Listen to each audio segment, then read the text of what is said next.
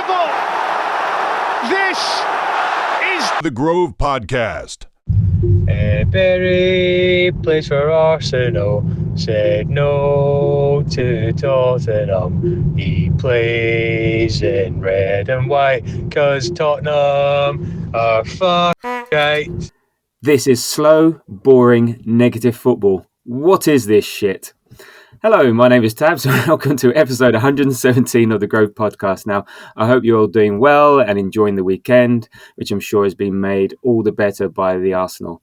And as for that opening statement, those are not my words, but those of a supporter who was sitting right behind me during the first half of yesterday's game. So there's no pleasing sum, but yeah, I thought it would be just quite a silly little intro to put in there. And joining me today to see if he agrees with said supporter and making his long-awaited return to the show is Kuziva. Kuziva, how are you? And other than that fan, have you also managed to stop laughing at Tottenham yet? I laughed a lot that day. I just stopped working and that's all I was doing, playing it back. It is brilliant. Hi guys, what's going on? And I do not agree with that supporter. Yeah, as you said, you just can't please some, and that's fine. That's okay. Yeah, I know what you mean. The day of the Eze announcement and the following days was we're not very work friendly, shall we say? So there was a lot of WhatsApping and social media to be followed and executed on. So, but there we go. Anyway. So look, in today's show, we're going to chat about that Eze announcement that, it happened yesterday and all the fun and games from last week. There's the game against Leeds to talk about. And then there's next Sunday's huge game versus Liverpool to chat. So yeah, we've got plenty to talk about. But before we get there, and sorry if we're going to be a bit self-indulgent here, but yeah, before we get on with the show, I just want to really say thanks to everyone listening and following the show over the summer. We've picked up quite a number of new followers and subscribers to the podcast, so it's really great to see the numbers grow. And yeah, we really appreciate it, and it's been quite fun interacting with you on the socials. And I want to particularly call out Cheech, I think that's how you pronounce it, and he's at safacheech .bsky.social. I think he's a South African like yourself, Kuziva. So he made a chili recommendation, sent me through a chili recommendation after listening to my chili episode that I talked about on last week's episode. So thank you for that, Cheech. And yeah, I look forward to trying that out. So we've also started to dabble a bit in doing various clips from the show, and I'm trying to figure out how to post stuff on TikTok and Insta and YouTube. I'm 52, so it's not really my bag. But and I spent far too much time on Friday piecing together a reel on an Eze chant that I made up to the chorus of the song Ebenezer Good by the Shaman. So have a look, check out the stuff that we do. You can find us at the Grove ASC on all the various social media places. So apologies for that, but anyway, let's get on with the show. And look, before we get onto the lead stuff, let's talk about Eze. So yesterday, before the game, Arsenal started to send out messages about an announcement. What could it be? Pre-game at about said make sure you get to the seats at 5:15 and so on, and then not long after the Eze announcement dropped on the website and on the socials featuring Ian Wright, which was cool to see, and I think everyone liked it. And then at 5:20, for those at the ground, we were fortunate enough to see Eze walk onto the pitch wearing his number 10 shirt, and he looked incredibly happy, just so chuffed, so happy to be there, so happy that the move came off, and the reception he got was amazing, and it was very funny that an impromptu chant of "Are you watching Tottenham?" broke out. So it was very cool being there just to see the smiles on everyone's faces, and yeah, good all round. So what do you make of the Eze's arrival, and how pleased are you with it, and how do you see him fitting in the team, and do you actually care? Well, I don't care, Tabs. That's a lie, obviously. It's really exciting. I think it's more exciting because yesterday 2 key players got injured, and we needed a squad last season. It seems like we definitely have a squad this season. So I think that's the most exciting part, right? We have really quality players who can come in and support, who can start, and support. Eze is an exciting player. He's a great dribbler, quite direct, and really keen to see how he gets into this team, how he gels with the team. I believe that he'll hit the ground running. He's that type of player, and he's also mature. He seems like he's quite young, but black don't crack. Even at 27, he looks like a 20-year-old. But yeah, I'm really excited to see a player like him in our team, and also a player who supports Arsenal. I saw the Ian Wright announcement, or Eze announcement with Ian Wright featuring, and I had goosebumps. Like, you could see that this dude was genuinely happy about the opportunity to come back to the team that he started his career, and his favorite club. So no complaints. And yes, I do care. No, I mean, in care where he fits in the team. Like, do you care where he fits? As in, is he left-sided? Is he going to be on the wing? Is he going to be left eight? What position he's playing. I mean, I think for me, we just want to see him on the pitch playing and making a difference. Where he plays, that's for Arteta to figure out. And I mean, for me, he's we've been crying out for a maverick.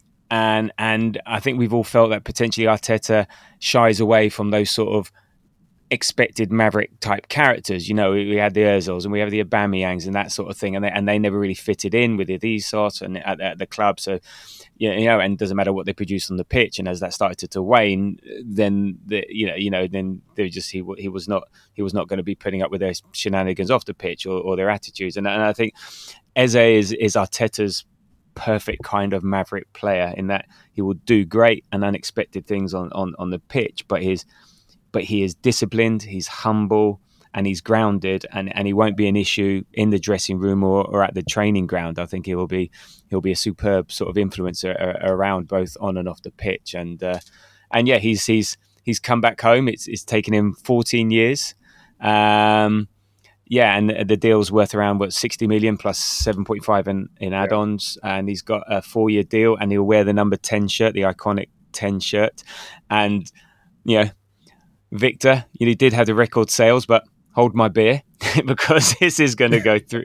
It's going to be so nuts. I mean, like, I'm 52 years old, and I'm even contemplating getting an Eze 10 on my shirt, and it's like, wow, that's the sort of impact he's already had, and he hasn't even kicked a ball for us yet. So that's it. And look, we all know that we hijacked Spurs' attempts to sign him, and things just happened so quickly last Wednesday. I mean, that was just nuts, from the Havertz injury to to then suddenly signing him. And I think we've had an interest in him all summer, but it's been out of far. Did you ever think we were going to pull this off? Did you ever think it was happening, or did you just think?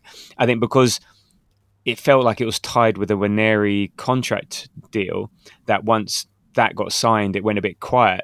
Had you given up hope that we were going to sign him?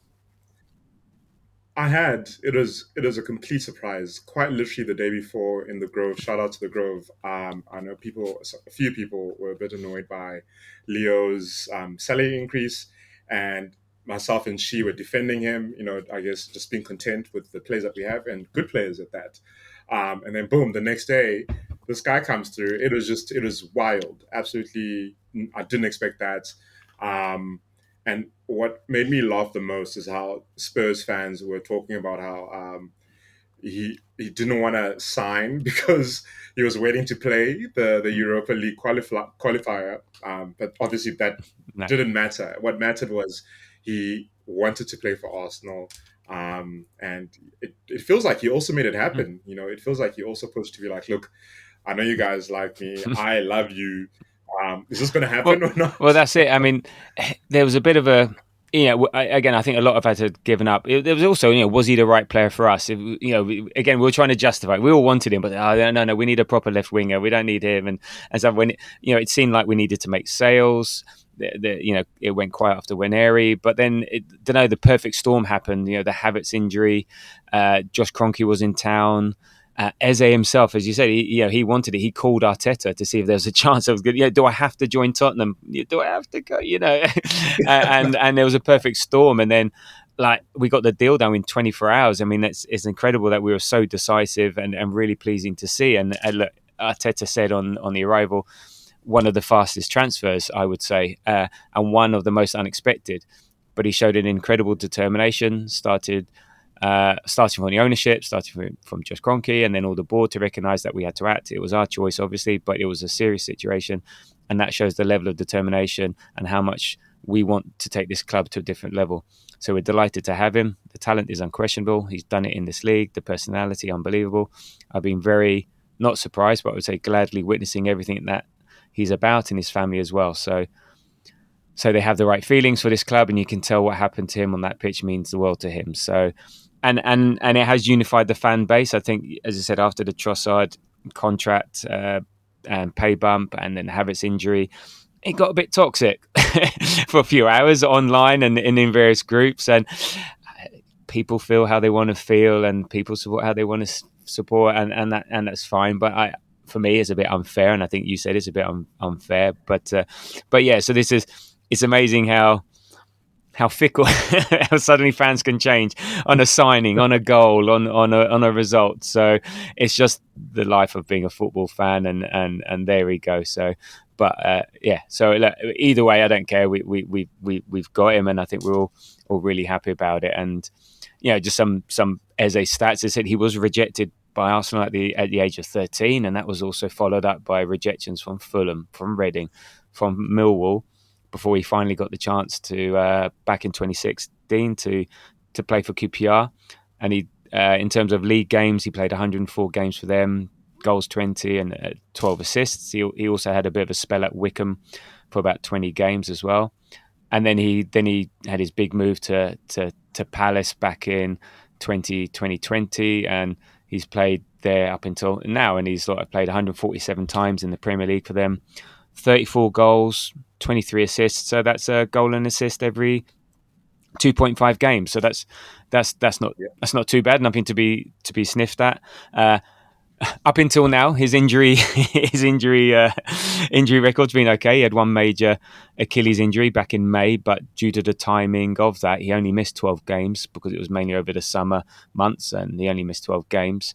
He did miss the Euro squad, but it didn't impact that too much. And last season, he had 8 goals, 8 assists. So again, that's the sort of thing that we can do. And even if we don't get his exact numbers, it's what the impact he'll have on the pitch and the space he'll offer others. So there'll be others. He will distract others. He may not directly be involved, but he may be indirectly involved. And I think he'll bring a lot of flair, unpredictability. It's easy for me to say, and just something different to what we have at the moment. And I think his sheer presence and actions will facilitate others. So look, I for one cannot wait to see him play, and maybe my excitement is slightly concerning me, but but we'll see.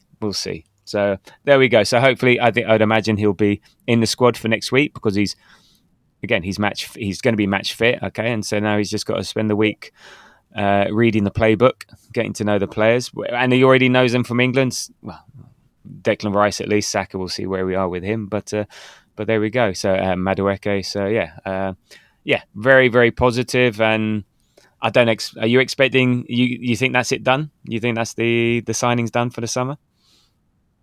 I mean, I don't know. We've been surprised before a couple of days ago, so you never know. A sneaky Rodrigo loan. Who knows, right? Yeah, let's see what happens. I think last year really scarred Arteta.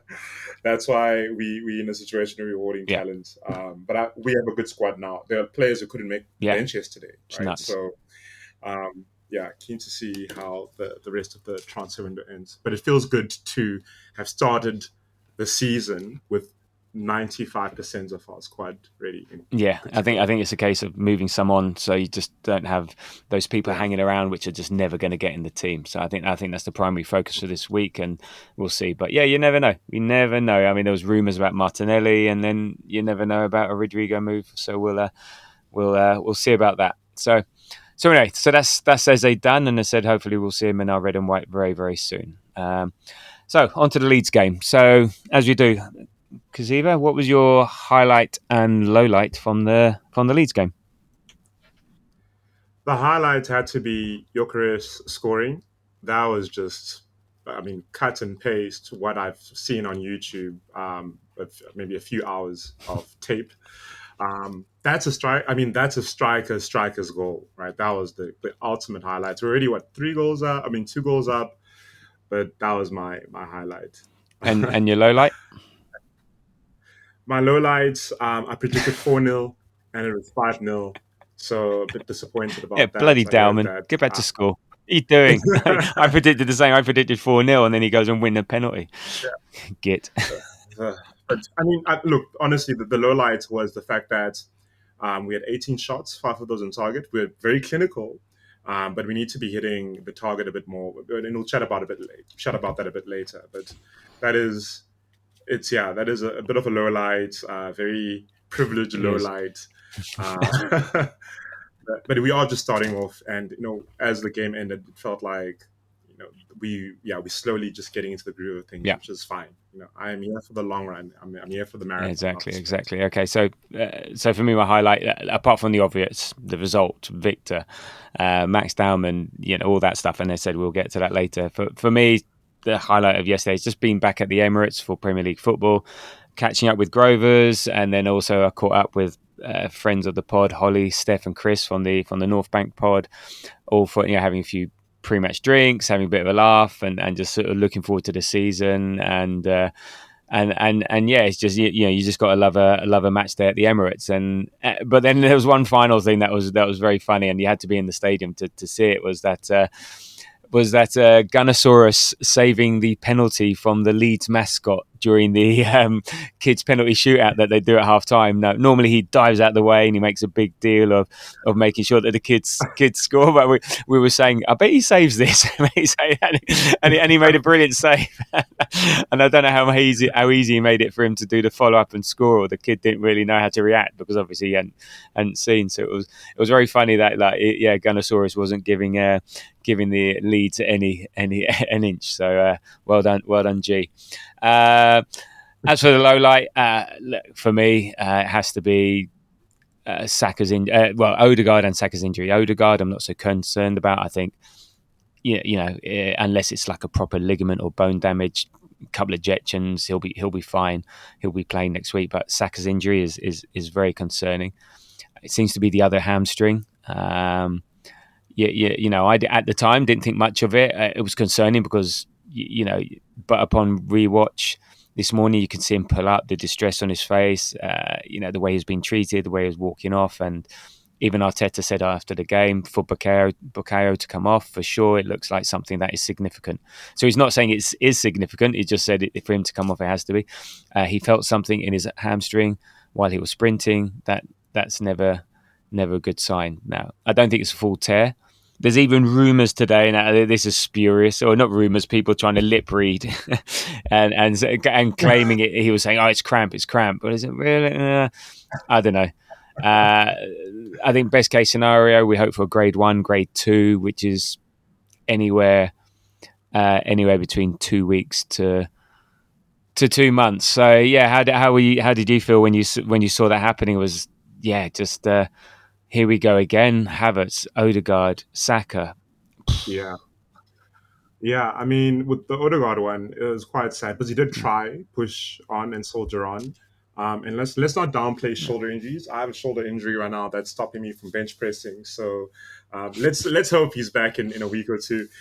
Saka, it was quite quite worrying the way he pulled up. I wonder if he didn't do that run and maybe released the ball earlier. But look, these are professional athletes. These guys are the fittest of the fittest when it comes to sports.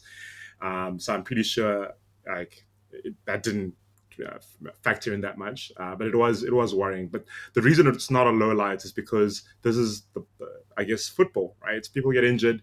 Unless you Liverpool last season, we're very lucky, and we have a squad. Madueke, took his place on the right, and he seemed more more effective that side. So it sucks, and I hope that this isn't the start of a series of hammies that are going to affect Saka. But yeah, these guys have the best doctors, the best fitness coaches, and let's just hope that it's not too bad. And if it is, he's Yeah. taking care I of mean, I just want to have some nice things that don't break all the time. Yeah. It's like we had last year and we suffered last year, and just the toll it took on, we again that double-edged sword of we doing amazing to come second, but imagine if we had fit players and what we could be. And look, we play Liverpool next week. We then got Man City after the international break, and then we got Newcastle and look, we are scarred from last year. So now we have a squad built to sort of deal with it. But it would be nice to go to these places with a fully fit squad, fully firing, and to see, to show what we can do, to show who we are. And this is just dumb luck. This isn't overplaying, or it's just dumb luck that can happen. As you said, football injuries can happen all the time. But you'd think, okay, we've had all our bad luck last year. Let's see, but it obviously doesn't work like that. But it just seems so early in the season, and it's not like they were playing in the Club World Cup either, so you haven't got that excuse either. It's just, and they would be trained properly, and you're right, they got the best trainers, but yeah, it's just frustrating, and yeah, it would be nice to go to these places away, and when all the light is on us, and you say, right, this is who we are, this is what we can do.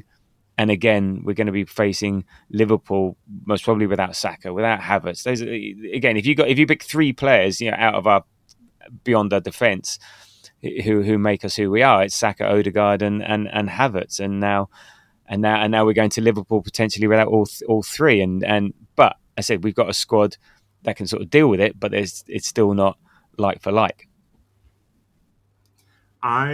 I hear that, and it is frustrating. It's really dumb luck. But I maybe it's just me being super optimistic all the time. Last year we had to go through this without the squad, and mentally, I think the players had to grow up. So let's hope that they did grow up during that time, and mentally we are stronger and we can handle these things without some of our key players. But it is frustrating, as you said. Like, you want to go into these big games with your full squad, but that's unfortunately part of life. Things don't always go the way I think it's so early in the season as well. If it's halfway through the season or a few months in, you sort of accept a bit more. That's it. But it's the second game of the season. It's like, bloody hell, come on, give us a break, man.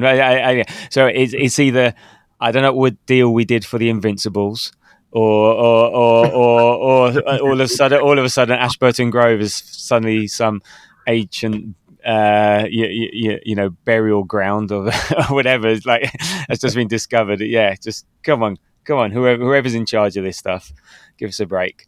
But anyway, look, that's the negatives. Done for now. Look, we banged in 5 goals. Our shiny new striker scored a brace, and a 15-year-old kid tore one off the Leeds left back. So I want to focus on that on that next. So talking of that, so we saw the lineup yesterday, and I think the lineup this season is always going to be interesting because we've got such a great squad. Who's going to play where? Who's going to come in? What changes are we going to make? And look, still early in the season. I think the changes are sort of more reflecting on availability. But so we had Raya, Timber, Saliba, Gabriel Calafiori at the back, and then Zubimendi, Rice, Odegaard in the middle, and then Madueke, Saka, Gyökeres, and then the bench, Kepa, Mosquera, Lewis Skelly, Kivior, Waneri, Marino, Trossard, Dowman, Martinelli. So Norgard's still a bit injured. White was injured, so we had Timber in for White, which was obviously going to be a discussion point. I think our left back and right back every week is going to be a discussion point. And then Madueke for Nelly. So what were your thoughts on that lineup? Did you like it? Were you expecting anything different? I did like it. I was surprised by Madueke starting over Nelly.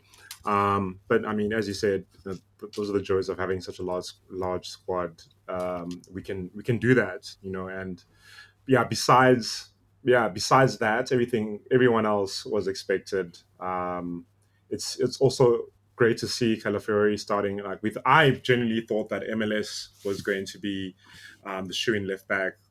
after the season he had, and the games that he's had this, the preseason. But Calafiori, when fit, arguably is probably our best player, and he's also 4 or 5 years older than MLS. We also need to manage MLS. We can't get him, working all the time. But yeah, the only big surprise is I was expecting Nelly to start. I think after last week, because it was so disjointed and trying to get everyone together, I thought that he's going to go for the same team. Now, okay, White in for Timber, that's an injury-driven one, but I just thought because it was so disjointed, he wants the same team to gel. Also, having two players new to the team and the way we press, and Arteta called out Gyökeres last week for the press, having to learn it, having to know when to go, where to go, and so on. I thought having two players out of your front three or front four, whatever it is, if you include Odegaard, to do that, and maybe it's a bit too much at this stage of the season. But then again, it's Leeds at home, so do you really need to be so bothered about that? And is it just better at giving Madueke some minutes? So, yeah, it's injury. We're lucky we have these options, and we can figure these things out. And I think Leeds was a good chance to maybe try something else as well. So yeah, look. Again, I think these are going to be debates every week, and I think it's sometimes not how you start, but how you finish, and maybe have your starters and finishers. But it's options. I mean, it's going to take me a while to say, wow, we don't have a kindergarten on the bench. We have proper. Well, okay, Dowman aside, but even then, bloody hell, you wouldn't know. We have a proper squad. We have a proper bench. We are so good and so many options, and in some places, if we change our left back and right back, in some games we're getting better. If we're starting with Madueke and put Saka on the bench and you bring Saka on, we're getting better. It's we just, the options there are superb, and it's gonna, I think we, just as long as we stay fit, or as many people stay fit as possible, I think we're going to be eulogising that for a while. So in terms of the stats for yesterday, unsurprisingly, we had like 68 possession to their 32. We had a 2.88 expected XG to their 0.17. And here's a stat for you. After 20 minutes, Arsenal conceded 0.00 XG after the 20 minutes. So, Leeds had 3 shots, 1 on target, all in the first 20 minutes, and after that, nothing. They had no big chances. We had 5 shots on target, according to these stats, 18 in total, 3 big chances. We missed 1 big chance, which I think is the Gyökeres one, and et cetera, et cetera. So, and one of the other key stats, 2 corners, 2 goals. There we go. So there we go. So, dominant. So what were your overall thoughts on the game and how we played, and what did you make of the performance? I mean, scoreline's big. Performance is really good.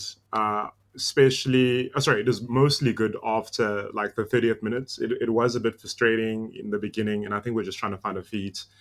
And we have a lot of new players, so people are just trying to figure out how their colleagues work, right? So it wasn't flawless before that 30-minute mark. I sent a message to our small Grove group, or Grove podcast group, saying maybe I believe in our team too much because I predicted 4-0.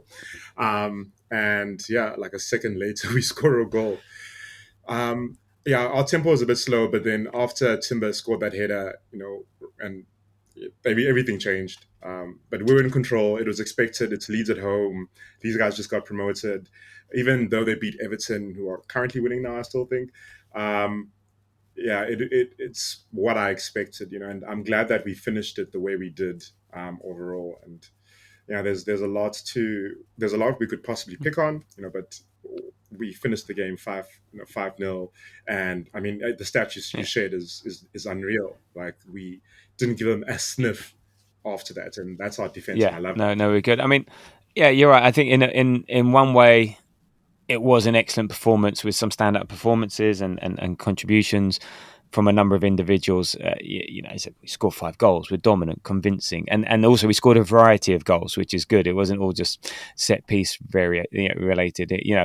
But our set pieces are proving really important. Again, they're the things that open teams up. They're hard to defend against, and yeah, and so on. So what's not to like? But and I am. It's not a case of being negative, but I don't think it was a 5-star performance, and the reason, so 5 goals, but it doesn't necessarily have to be a 5-star performance, and that's why I said there's pockets of good performances, pockets of contributions by individuals.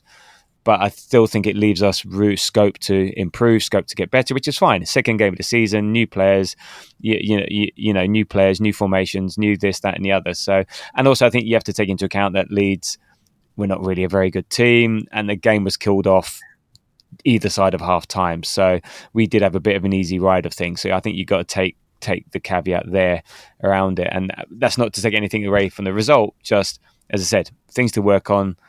There were times before, as you said, before the first half, before we scored a goal, we couldn't find any rhythm or flow. We couldn't find Victor. The timing of the passing was off. We were a little ponderous, but once we scored, it was lift off, and we played some lovely, exciting stuff.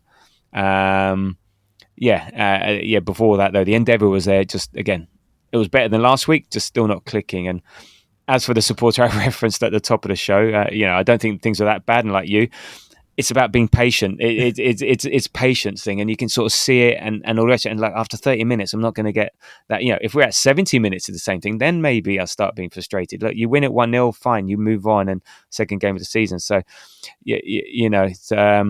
so I was sort of fine with it, and Leeds did a good job of keeping us at arm's length. So, but it just goes to show the expectation levels by some of the fan base is huge, and I think patience is key, because it takes time to wear down an opponent. It just takes time to build that rhythm, and especially when you're not firing in all cylinders, it will come and so on. But there was one moment that was of concern in terms of the fans, and this is what we're going to be dealing with a week. And I've mentioned so many times in recent pods, the fans being on edge. We had it with Trossard getting his contract and the Havertz injury. All of a sudden, we're an unserious club who has no idea what they're doing. Despite everything we've done, and we're no good, even though we finished second for the past 3 seasons and so on. So there was one moment where we were attacking, and we could have played a forward pass, and maybe it was a bit difficult to get into the channels, and I think it was Odegaard, but he turned away and the ball ended up going back to Raya. And then there was a chorus of frustration, and I think I heard some boos ring out, and it was sort of like, I was really shocked. It's 30 minutes in the game, guys. Yeah, okay, it's not brilliant, but bloody hell. Yeah, do you feel that sense of we want it so much that just anything that isn't perfect is like criticized, to be extreme about it. Yeah, I think there's definitely a level of entitlement from our fan base. It's obviously everyone wants to win, but not everyone can win. There's only one winner, and us coming second the way we've done in especially the last 2 years, shows that we are good enough. And it's all about consistency, and we've been consistent. And I think people don't look at the bigger picture. They look at, okay, what's happening right now. And what's sad is when you're in the stadium and you hear this frustration, psychologically, that can affect players. So if you are shouting at an Odegaard passing the ball back because it's not what you expect, but he's doing what he needs to do to get his job done, it's tricky. You don't want to, as fans, it's high, low, especially at home, especially first game. You need to be backing, but I can't change how people feel, how people think. But I think, as you said, I think people want it so much that they're on the edge, and it's consistency. Consistency is what breeds, excellence. We learn this everywhere, at school, at work, in all these self-help books. Like, that's what it is. Like, it's proven. Let's enjoy the consistency, and the good times are here. Like, let's not say they're gone or they'll come. There'll be better times, but let's just. We're building towards something, and this is what it's like. Again, 30 minutes, you wear a team down. They're constantly having to think about defending, cutting off the channels, cutting off routes for passing, constantly. So if you're just probing, then it's fine, and then it comes. It doesn't always have to be. I think we watched a certain level of football, a certain type of football over very. We'd start fast, we'd attack, and there would be, and so it's exciting. So even though nothing was happening, you could see something there. But there are different ways to just keep chipping away at a team. And I just think at the moment, I said there's a lot of new stuff there, and we're still figuring out. And also, sometimes you're in the stands. Oh, that's an easy pass. But I don't know if I've played football. If you played football, you're there on the ground. That's not that easy. And if I make that pass and I give it away, then you're going to say, "Why did you give it away? You're shit." Yeah, it's like, well, you. So that's why the players just got to do what they do. And I get some of it. Oh, God, we're recycling again. But okay, fine. Okay, not great, but the endeavour's there. So it can be. I just want them in the stadium to support, get behind, not blindly. If things are rubbish, you can call it out. But I think just a little bit of patience does help, and you want to not get on the players' backs. So, and I just think that's what it's going to be like all season. He said we want it so badly. We want it so badly, and I think there's an entitlement thing. I don't know if I want to call it entitlement, but I feel like we deserve something. Yeah, come on, we've put all this effort in. We've got all these great players. We've played all this brilliant football. Surely we deserve something. Now, there's no such thing as you deserve this, that, and the other.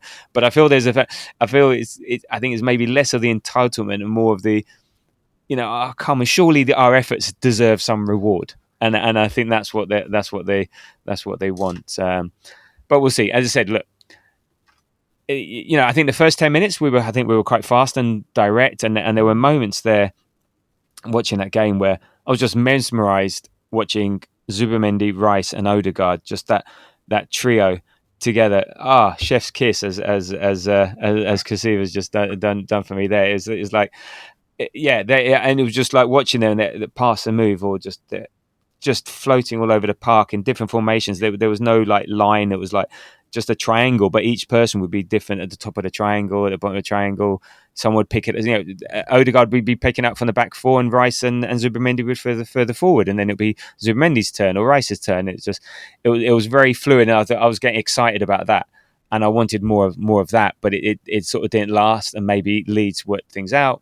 I think, but again, the endeavour was there. You could see Madueke was being a bit more direct and trying in crosses. Odegaard actually took a couple of shots in the first 10 minutes. Yeah. So the intent was there. There was a cross to Saka at the back post, which just didn't quite make it. But then the sort of first main incident of the game happened on 14 minutes when Odegaard just cynically taken down. But it's one of those football challenges, and I think he just fall awkwardly on his shoulder, and you could see he was hurt, but he sort of got up and just continued. And then that was the first big chance for Victor. Was when like Leeds made a mistake at the back, and he got the ball and he was completely free, and he snatched at it, and I don't think he realised how much time and space he had. He could have put his foot on it and just slammed it home. Did you think, oh no, that's his chance? That's his chance to lift off? Yeah, I mean, definitely. It was very frustrating as we saw it in real time. And then when you saw the replays, you could see his body just wasn't in the correct position to balance himself to actually kind of stop it. So I think what he did, his snatch was a very striker snatch. If I get this, I'll probably score. And I think I feel like he knew he had the time. These players, they're consistently scanning around, seeing what's going on around them. And I think it was Hasselbank who was very critical of Arsenal on the stream that I was watching, especially because of the corners. But him and Wright kind of felt like he should have got it. He had more time, but also the body position that he was in to receive that was a bit tricky. And I'm not trying to defend him. Watch it again, guys. I think there'll be more chances, and he knows that there'll be more chances. I mean, more chances came, and he slotted those in. You just it was more case. Again, it felt like he rushed it. I don't think he realised how much space he was, and it's like again, you're trying too hard. Just quickly, and now I think in the next game, what's happened again, he's more settled. He's not desperate to score, so therefore you don't snatch at it so much. So it's just one of those things. It made no difference in the end, but it was a.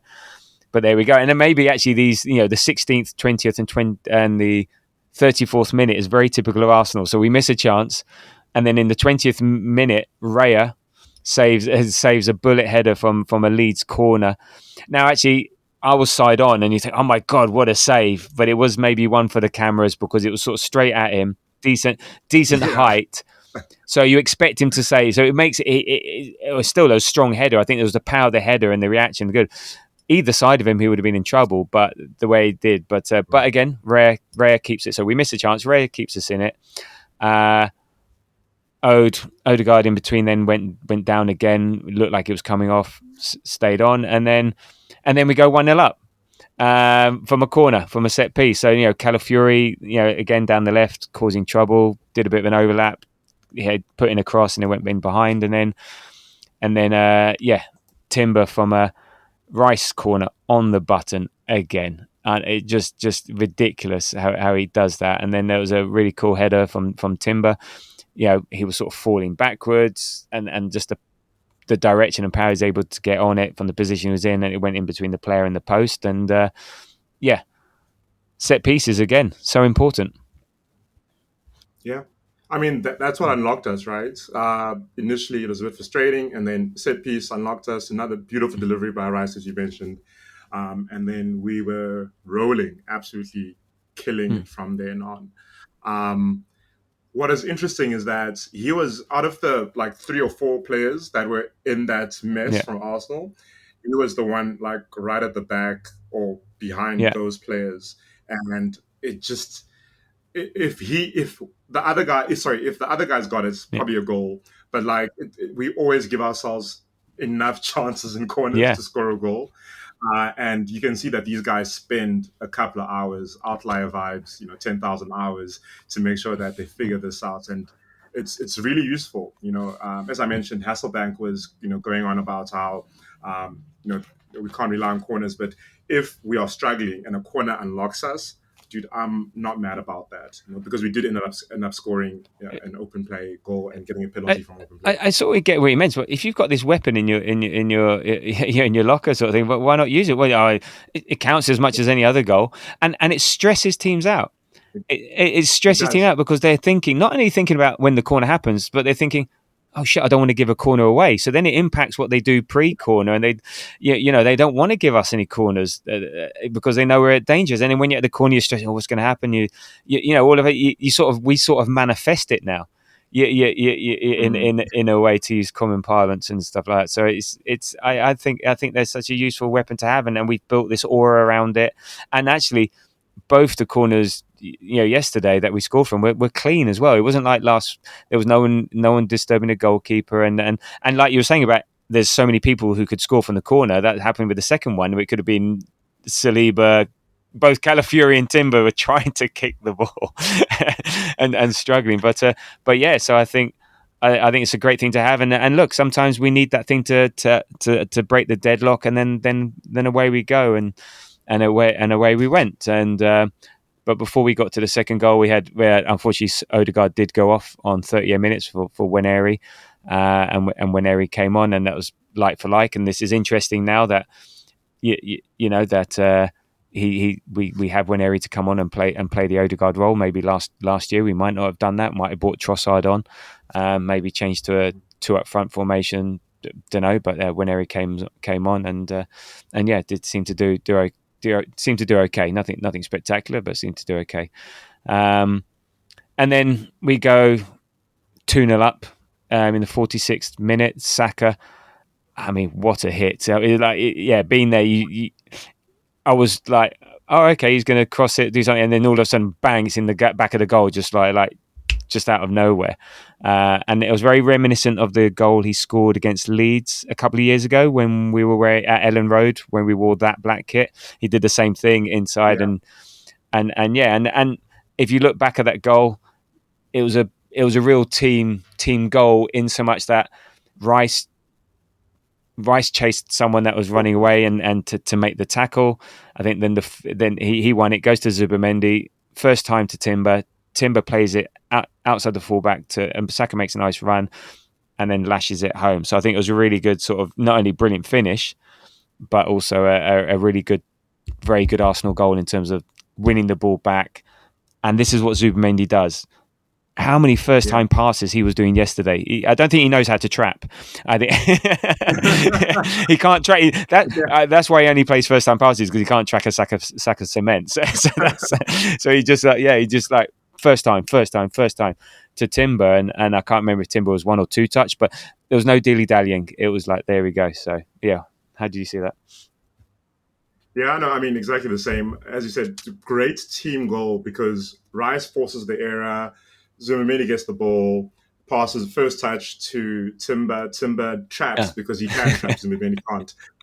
And then perfect pass to Saka. Saka could have easily passed it through to Gyökeres, but we know Saka can do that. We know he can score from his right foot with that type of power.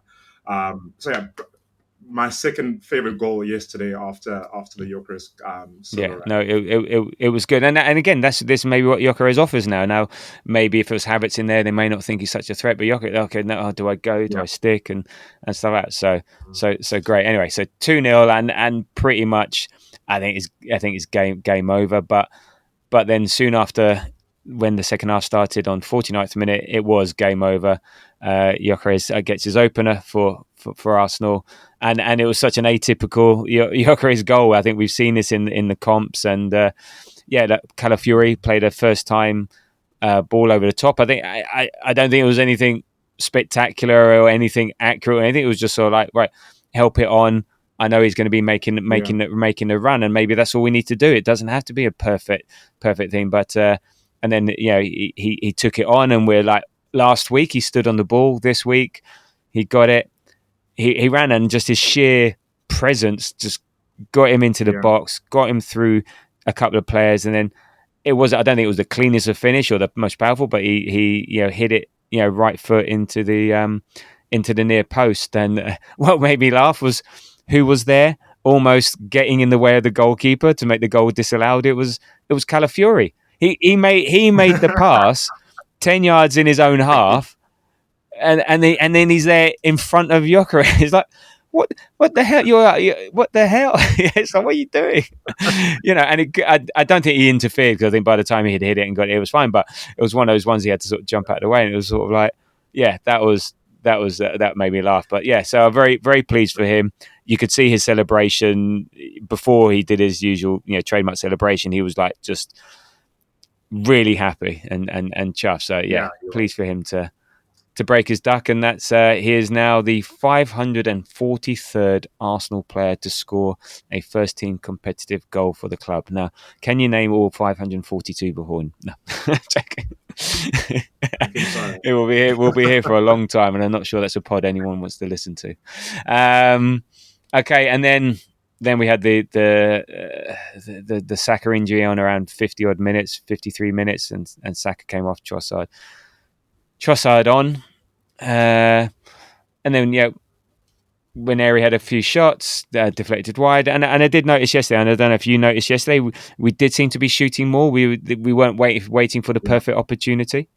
Did you notice that? Yeah, no, I did notice that. And going back to your point around corners, we have players who can strike the ball really well, especially our midfielders. And they feel like if I can't score, then we're probably going to get a corner, right? So it's nice to see that freedom that, because that has to be directed from the manager, right? So it's nice to see that freedom from the manager to be like, guys, do what you need to do, where possible. Which also, just going back to Eze, speaking about how he's a maverick, he's that type of player. You need a bit of flair, you need a bit of unpredictability. And us shooting is unpredictable for a lot of teams, because they think that we're just going to carry it past it a million times in the box. So, yeah, it's nice to see that we are changing and evolving in so many little ways. Yeah. Well, look, you can see we're trying to get the ball forward, trying to get it up the field faster. Again, zooming with his one touch. Yeah, taking more shots. They may not be the perfect shots, but again, as he said, if we get a corner out of it, that stresses the team out, and who knows? Again, critical mass. Enough corners, we may get a goal, sort of thing. So, yeah, I could see. I could see we went. When Airy had a couple of shots, you saw Calafiori have shots. Dowman had shots. Even Odegaard was having imperfect shots. We were doing that, and they said, well, we had 18 shots in total. We had 2 corners from that. We scored 2 goals. So I'll take that every week. I think that's great, and I think maybe we're getting that into our psyche now, that we don't have to be waiting for that perfect opportunity to score the perfect goal. Let's give it a go. Let's speculate to accumulate, as they say. And then from one of those, as I said, so when Airy shot deflected wide, another corner. there's that man again, Timber, and another great corner. The ball fell into the 6-yard box, and there was Saliba was battling for it. It sort of ricocheted off his body up to his arm, so there was a VAR check. But I think because it comes off your body onto your own arm, then it doesn't count. Leeds couldn't clear it, and Timber was there to get in front of Calafiori to poke it home, and 4-0, and I think Timber sort of deserves it, considering what he's had to put up with in terms of injuries the last year and a half. Again, he's undergone sort of some procedures over the summer. So and what a player, what a player.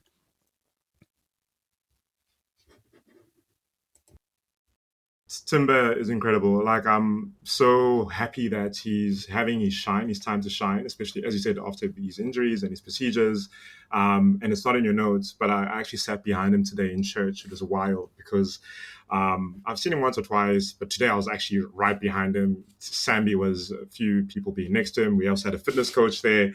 And I was like, I need to pray so I can concentrate on what's happening up there and not like fanboy this guy who's sitting in front of me. But yeah, he's that player. Like when we saw him preseason before his big injury, we saw what this guy could do.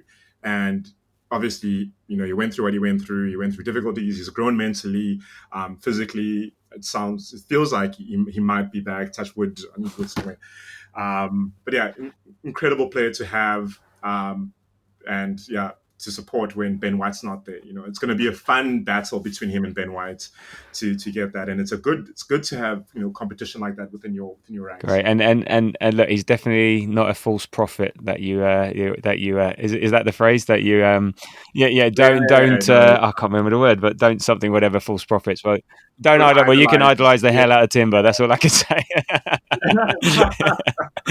But that's cool. And unfortunately, you didn't manage to grab a sneaky selfie with him then between pews. No, I left him. There was a kid next to me who literally came. I know that kid didn't follow anything that was happening in the church. He came down with his shirt on to get a picture.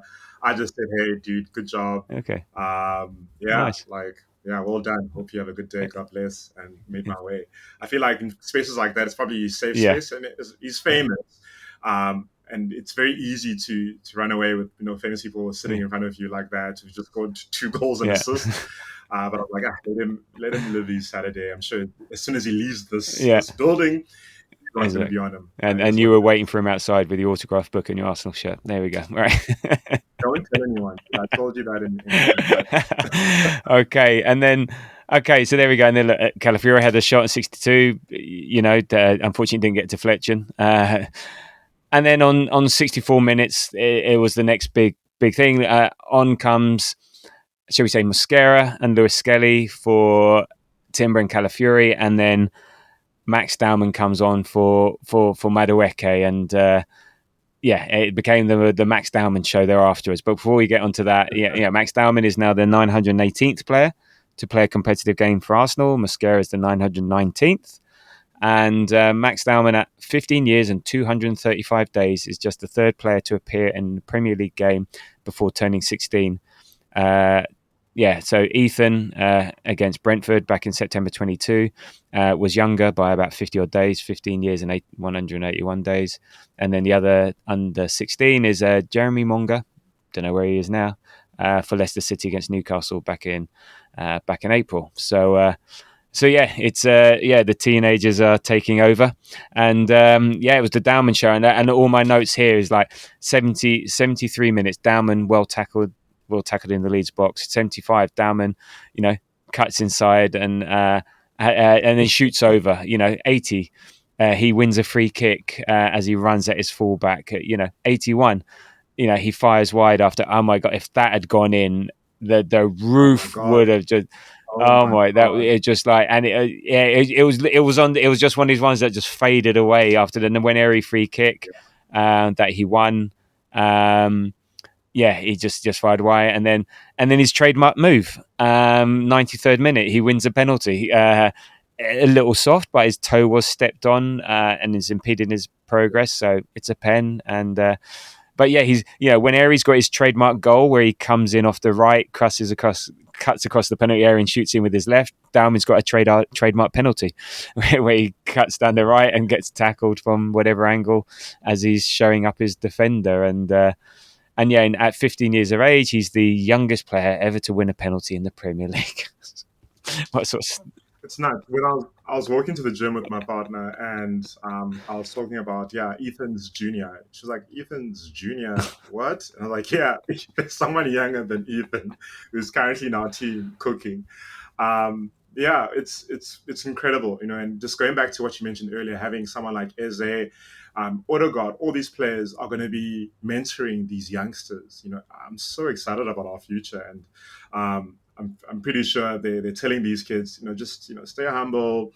It's funny, stay humble. Take your time. Your opportunities will come. And you could see when he came on, he wasn't a fish out of water. He was someone that has been playing with grown men for a while, who's also confident and mentally also all there. So it's what a treat to see us dropping 250 million, but also still having these kids coming through our youth. It's a dream, guys. We are in the good times. That's why letting you know we'll win, but we are in the good times. He just watch it, and I'm very lucky. He was on my side, so he was running down the right hand flank, so I had a really good, a great view of it. And he's so direct. He just gets the ball, bang. He's just so direct and seems to be fearless. And he's the ball flicking between both feet. He's fast. It's just smooth as well. It just the way the dynamics of in terms of how he runs. He's like he floats. He's smooth. And 15, he's a generational talent. I think he was playing under 18s at 13. He's got the records for under 19 scoring. Youngest player to score a goal for England under 19s. He's ours until for now. Right. What a prospect. And you're right. It did not look out of place, and it was a great opportunity to bring him on. 4-0 against Leeds. It was interesting. Nelly didn't come on, but if he's never gonna, it's very rare that you have chances like this, and it will just make him better for it. Look, he was our best player in the Asia Tour pre-season, and he's won 3 penalties in the exact same manner, just taking on the men out on the right, and they don't know how to deal with him. It's it's incredible. So we are blessed indeed to have him in our ranks, and it's so hard because he's 15. and you don't want to get too excited because you have to just he's got my daughter's just done just got a GCSE results the other day. He still has to do his next year, so it's nuts. It's so it's hard. Put it like this: he's not doing anything to stop us from getting excited, so it's his fault. That's on it. That's on you, bud. So that's on you. That's not on me. That's on you. Stop it. So again, it's just enjoy it while we can. Enjoy it as we can. Don't expect. I think I said in one of the preview pods, it's I'm expecting nothing from him, so I can't be disappointed. I expect absolutely zero, and whatever he does is fine by me. And he's got a great manager that's great. We're working with youth and developing players, great people around him. I think one to watch, I think. We'll see. So Arsenal have won 13 and lost none of their last 15 meetings in all competitions against Leeds. And this quote from Daniel Farke after the game, I think sums it up. "You cannot stop Arsenal. They're brilliant. This wasn't a loss for me. It was a lesson, especially their set pieces." Wow. It's so he's up there with Thomas Frank, who loves Arsenal. I mean, Frank loves Arsenal.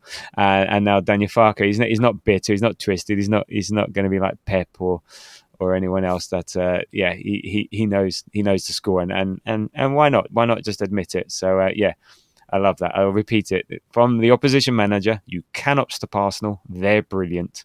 This wasn't a loss to me. It was a lesson, especially their set pieces." Thank you. We're happy to educate you anytime. So right, so that's a great performance. Any other players that stood out for you? Before we move to that, I really liked Gyökeres' penalty. Oh, I forgot. Actually, sorry. I even forgot to say Gyökeres scored the penalty. Sorry, go for it. Go on. Yeah, that was brilliantly taken penalty. I think even if the goalie dove or dived the right way, I don't think he's saving that. And I've heard rumors that he's going to be replacing Saka, and it makes sense. He's our striker. He should be doing that. And the best part about that whole sequence was his celebration and then him flicking his hair. Because last week, a lot of people were just going on about how this guy touched his hair more than he touched the ball. Well, this guy reads your tweets. He's there on Reddit. And I love a shithouser like this. And I love that it's our main striker. Like, that's brilliant. You know, it's that Thierry Henry. Yeah, actually, I am the shit. And I'm going to give it back right at you. Great pen. Great. Yeah. Just all no, around. no, indeed. I don't think I've ever been more confident of a penalty going in than that one. It was like, 4-0 up. He scored already. Last minute of the game. Yeah, he was scoring. And I'm not too sure if I like the fact that he reads the social media and stuff, because there's a lot of idiots out there, and you don't want him to be impacted by it. But you're right. I do like the fact that it's like, well, just 2 fingers up to him by playing with his hair. So I'm sure they joke about it in the changing rooms. And nice one. I think he was even asked about it. Is this going to be a new celebration? And, yeah, maybe. So we'll see. I like it. I like it a lot. Not that I've got any hair to do it with. Me either, don't worry. But going back to your other question, my standout was definitely Zubimendi. I'm obsessed, absolutely obsessed with him. I'm now worried. Everyone else, that he's going to get injured. Yeah, no one should get injured. But I'm worried about him. I'm really worried about him. And I hope his senior Odegaard is just learning as much as he can, if anything does happen. But yeah, he's so good. He keeps things moving, keeps things ticking. Really, really intelligent. Going back to your point around that quadrille, the three of them, going through the motions, for that one, I guess, sequence of the game. They're going to get to know each other a bit more. They're going to get to understand each other a bit more, and we're going to see why Madrid wanted him, why Xabi Alonso wanted him. We're going to see why Liverpool wanted him last season. I mean, what am I saying? We're seeing it right now. He's such a talented player, and going back to what I said about these youngsters, they're not just learning from Odegaard, Rice, Saka.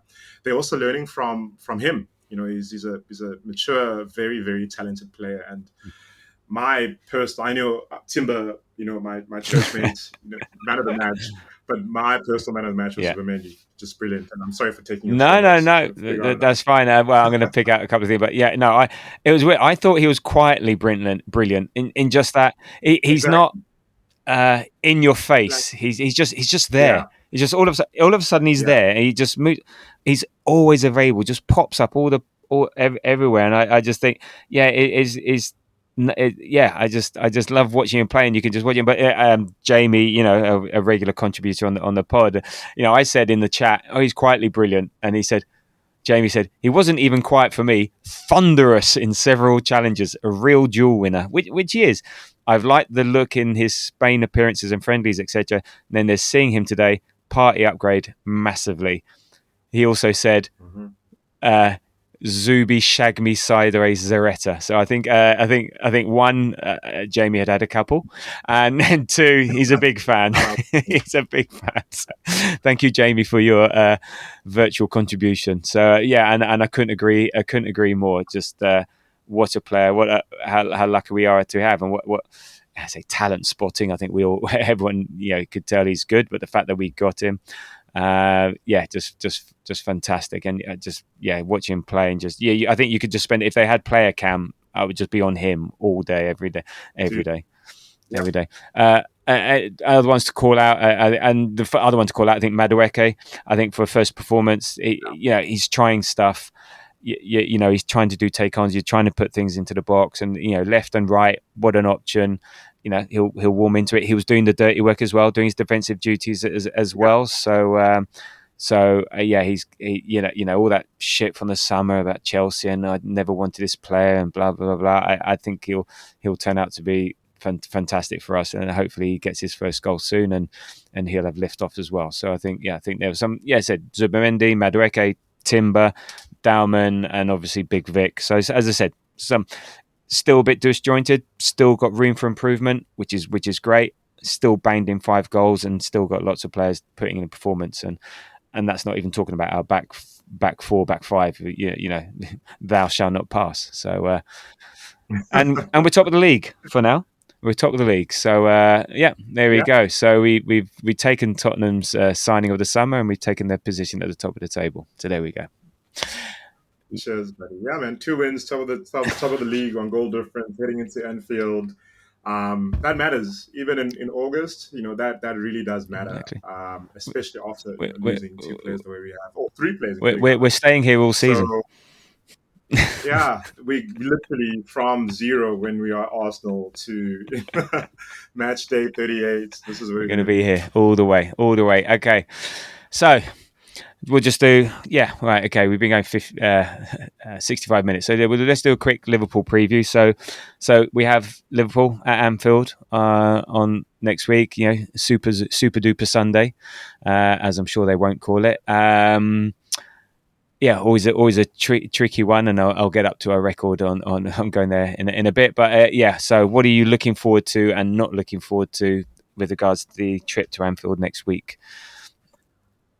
I'm not looking forward to the basketball type of football, the NBA vibes where it's just end to end. You know, if you're not structured, you know, if your players aren't busy or looking at what's going on, it can be tricky. But we've got Zubimendi, we've got Rice. So I feel like we'll be okay. I'm really looking forward to winning. When last did we win at Anfield? We last won at Anfield. I've got this. We've not. We've not lost since November 2021 at Anfield. Yeah. I didn't actually look up when we. I didn't look up when we last won. All I can think of is a Perez goal, but surely that can't be it. No, I think it's 2012. It is Podolski and Kuziva. I think it could have that's still like forever. There's some people. There's some people supporting us now having been born since then. So, dude, Dowman was 2 years old when we, like, to put it into perspective. Where did we last win at? When we last? Yeah, I'm looking forward to getting a win. I think our team is good enough. Yes, we are disjointed. Yes, there were things that happened at United. All praise to United for the way that they played. Sorry, you lost though. I feel like if we do what we need to do right, we'll be fine. And there's no Trent. People don't talk about this enough. They still have Salah, but Trent was a problem because he'll just swing a ball forward, and that was it. You know, one chance, boom, we tied the game. So yeah, what I'm not looking forward to is the end-to-end game that they play, but I'm really looking forward to hopefully winning for the first time since 2012. That's good. Jamie will be impressed with your history knowledge. It was Liverpool 0, Arsenal 2, Podolski 31, and Cazorla 68. I think that might have been like that purple and blue hoopy kit or something like that. I think maybe. I think so too. I can see it in my head now. So that was it. That was it. So they had 54% possession to our 46. They had 17 shots to our 11. 7 shots on target, 10 corners to our 2. Mertesacker and Arteta yellow carded. Podolski in the 31st minute, and Santiago Cazorla in the 68. There you go. Look at that, our manager and head of academy. Yeah, so our team that day. So Manoni in goal, Vito Manoni, Kieran Gibbs, Thomas Vermaelen, Per Mertesacker, Carl Jenkinson, Arteta and Diaby in the middle. Diaby, what a player he was! I think he had a great game that day. Podolski, Cazorla, Oxlade-Chamberlain, and then Olivier Giroud up front. And then Liverpool had Reina, then Johnson, Skirtle, Agger, Enrique, Gerrard, Allen, and Sahin. Sterling, Suarez, and Barini. So there we go. 2-0. That was in 2012. Jesus, it's 13 years. So yeah, but we haven't lost there since 2021. So that's not too bad at the moment. At the moment, in terms of going there as a record, but I think we need to change. We need to win there again at some point. I mean, I'm looking forward to seeing Big Vic against their defenders. They're missing a couple of their 2 left backs. I think are out, and apparently that's now allowed. You're allowed to complain about injuries and not be prepared. Apparently, you can't prepare for losing 2 left backs. No shit. Try losing 3 or 4. and then all your front line and half your midfield, and then let's see, come back to us and whinge about some players missing. So, but there we go. I've even forgotten their manager's name, but It's bold, like yeah. that's all that. That's what. I genuinely have forgotten his name. I can't remember. It was Slot. That was it. All I could think was Klopp. Yeah, Slot. So yeah, I've seen him, and I'm sure I've only seen tiny clips and maybe only seen some words on the socials, and I'm going to extrapolate from that to that he's whinging and moaning about injuries. So anyway, so I want to see Big Vic against their defence, against Van Dijk, aging out Van Dijk, and so on. And they said maybe we'll win at Anfield for the first time in ages. I'm not looking forward to. It's going to be tense. We're going there with the injuries that we have. And I'm not complaining because I know Arteta, we won't make any excuses. We've got the squad now to deal with it, and we'll still go out there with confidence. And I know this seems minor. I don't want us to lose that Big Six record. That is one of these things that we're holding on to that, and it's just so cool to have that record and for so long. Yeah. I really don't want us to lose that. So yeah, it's going to be tricky, but. Yeah, let's see how this week goes. There may be some miracles, or we could find some new injuries to enforce on our players. So let's see. In terms of the lineup, what are you expecting in terms of the lineup, and then therefore in terms of how we play? So I think Madueke will start on the right, just given I highly doubt Saka is fine. Let's hope. And then Nelly on the left. But maybe we will be surprised with Eze. That would be fun to see him starting a game like that. But I trust Nelly. Nelly's also great at tracking back, and it's always good to have someone there on Salah when you need someone on Salah.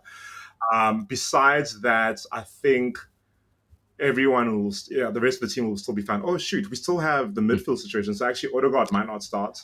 It could be Madueke.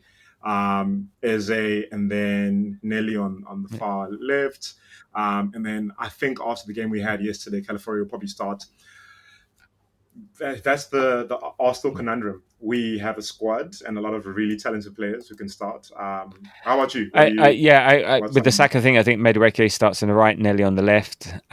Just again, you're going there. You don't want to have too many changes. I think Odegaard will be fit. I think he'll be fine. So I'm not worried there. Timber over White. Big fan of Timber. For me, Timber's my first choice right back. The one for me is MLS or Calafiori. It depends what sort of game we want. So if we're going to be front-footed and put their fullbacks under pressure and be a bit different, but then maybe having more of an open chaotic game, which against Liverpool is that risky, you play Calafiori. Mm-hmm. If you just want to maybe slow things down, you want to just sort of be a bit more considered and then have the option to change it up, then you start with MLS. So I don't know.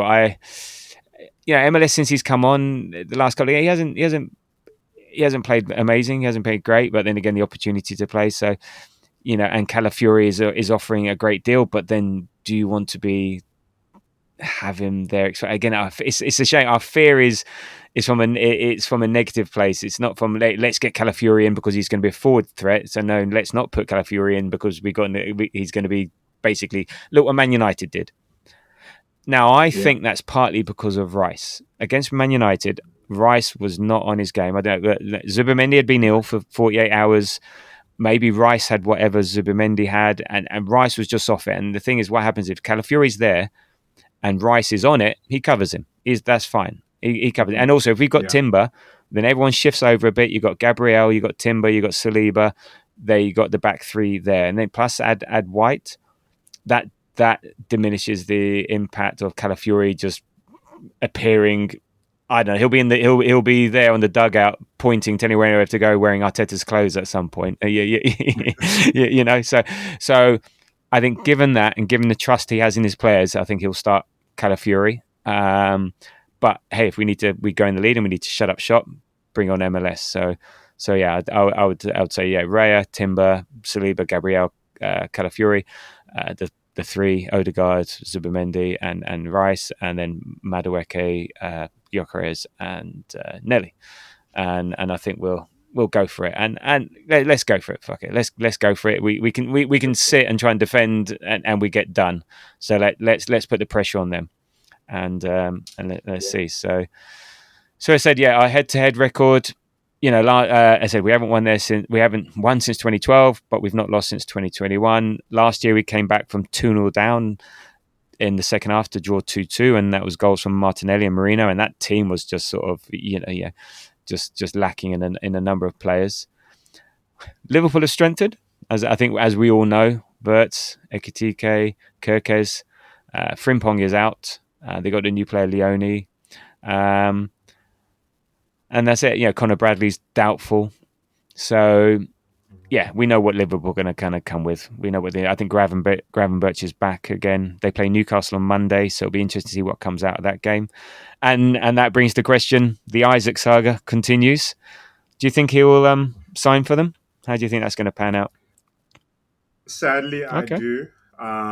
It'll be really stupid of Newcastle to just. I guess they have a lot of money. It would be really stupid to just drop or tank his value by icing him out. So I think he'll eventually land there. They are quite thin in terms of depth up front. I know they got Wirtz, I know they got Hugo, and last season, essentially they've replaced Diaz and they've replaced Jota, RIP, and who else? I think those. It's Nunez, right? So replacing is not good. We're in a good situation because we haven't sold anyone. We need to sell. We need to make money, but we have added players to our squad. So I think they're gonna try push to make that happen. It's gonna be one of those deadline day specials, and let's see how it goes. How about you? The longer it goes on, the less likely I think. I said I think Saudi don't need the money, and they can sit on it. And look, they can reintegrate players easy. He scores a goal. Just as long as his fitness up, all is forgiven. As soon as you put the ball in the back of the net, all is forgiven, type thing, and then he'll bugger off next year. But look, I maybe it's hope. I hope I don't want him to go to Liverpool. So, but and also just because of the fact that going to Liverpool makes them stronger, but also just the fact that having players act the way that they do to get the move that they want. I don't want that to happen because then it just maybe triggers others, and I don't like it, and it's a bit of a funny old game as they say. But if he does go, then it'll be hilarious for Newcastle because they haven't been able to buy anyone really, and then they lose their top assets. So I think the closer it gets, and Newcastle don't buy a forward. If Newcastle but even then they need to replace. They need 2 centre forwards. So even if they buy a centre forward, that doesn't necessarily mean they'll sell Isaac. So yeah, fingers crossed he doesn't go, and there we go. And I think people might cite the Gyökeres. Isaac's doing the same as Gyökeres did. Well, the deal was going to happen with Gyökeres. He was going to get transferred. It was just about the value and the expediting the transfer. Yeah. It's not like